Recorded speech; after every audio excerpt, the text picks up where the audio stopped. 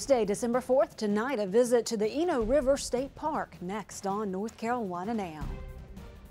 Quality public television is made possible through the financial contributions of viewers like you, who invite you to join them in supporting UNC TV.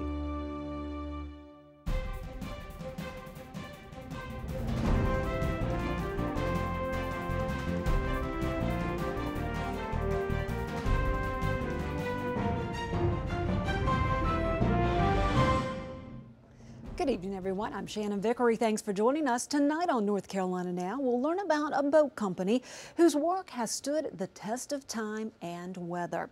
And we'll look back at the General Hugh Shelton Leadership Forum featuring Cisco CEO John Chambers. But we begin in Durham. A foreign invader is threatening plants and animals in one of the most popular recreational spots in the state.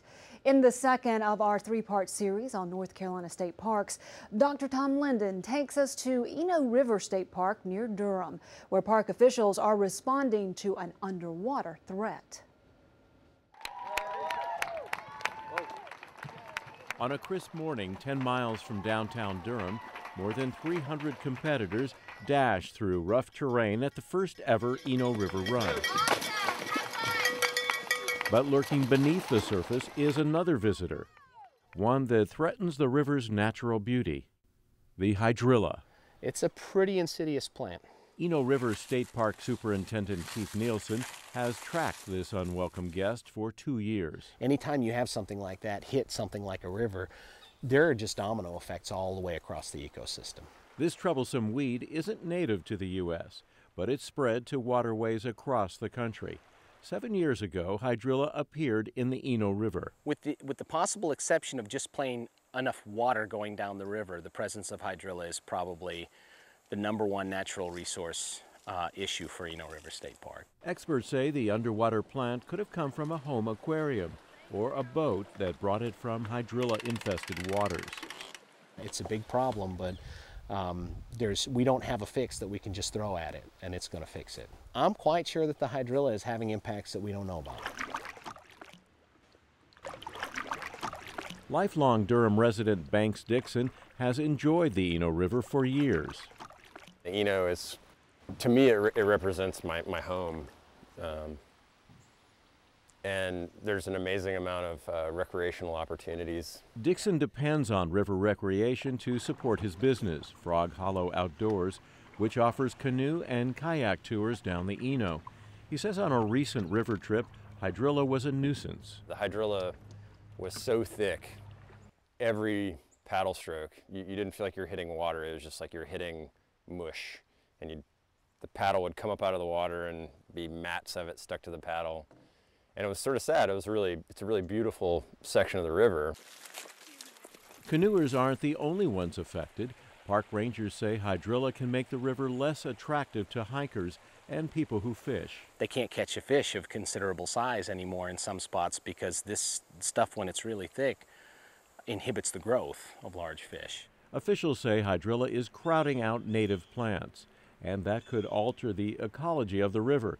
It also could hurt the quality of drinking water that flows from the Eno River into Falls Lake, Raleigh's main drinking supply. If the water quality in the river suffers, then the water quality of Falls Lake or any of the other reservoirs is going to suffer. North Carolina State Professor Rob Richardson studies plants that invade waterways. He says the hydrilla has taken root in the Eno River because almost any piece of it can grow into a fully formed plant, including these shoots called tubers that dig into the creek bed. Now here we have a nice tuber, and here's one that's a little bit younger. Each one of those tubers will form another plant the next growing season. That'll form, again, another batch of tubers, so it'll keep going and going. Richardson says these tubers can keep going for up to 6 years, making hydrilla hard to kill. Hydrilla in the United States really has no natural enemies, and it has several adaptations that make it more aggressive in the United States than our native plants. 15 years ago, nearby Lake Orange had a similar hydrilla problem, says local resident John Toller. It looked like trees growing up.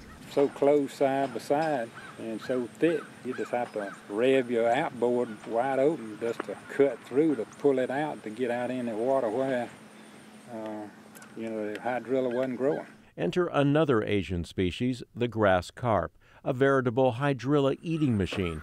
In 1994 and 1998, the North Carolina Department of Environment and Natural Resources stocked the lake with more than 2,500 of these fish. Within a few years, grass carp ate almost all the hydrilla in Lake Orange. It's been a long time, but we hadn't even seen any. Unfortunately, grass carp aren't likely to work as well in the rolling Eno River. In the Eno River, we have a flowing water situation. It's not possible for us to put a barrier in place to contain the fish. It's likely that the fish will immigrate, and they will most likely end up in Falls Lake if they were to move out of the state park boundaries. State officials have considered other methods of killing the hydrilla, including herbicides, but worry about putting chemicals in the water. Last year, volunteers spent 400 hours trying to pull the plants out by hand, but so far nothing's worked. Officials are still looking for a solution. In the meantime, park rangers are educating the public about the threat hydrilla poses. Amy Duggins helps lead the Eno River State Park's education sessions. A lot of people aren't even aware that it's a problem. They don't even know how to recognize it. And so once you start getting the word out about that, then there are preventive measures that people can take from it getting into bodies of water in the first place. I think we really learn about how much water quality affects all of us. It's not just something that's affecting this stream that you may or may not see during your lifetime. It's affecting everyone. As fall turns to winter, hydrilla plants die, only to return with a vengeance the following summer. Superintendent Keith Nielsen admits this unwelcome visitor may be here to stay, but as long as hydrilla is around, he'll keep searching for solutions. Tonight's story was produced by students in the Medical and Science Journalism program in the UNC School of Journalism and Mass Communication. Tomorrow night, in the last of our three-part series on North Carolina state parks, we look at a different battle, the struggle on both banks to save Fort Macon State Park from the onslaught of the sea.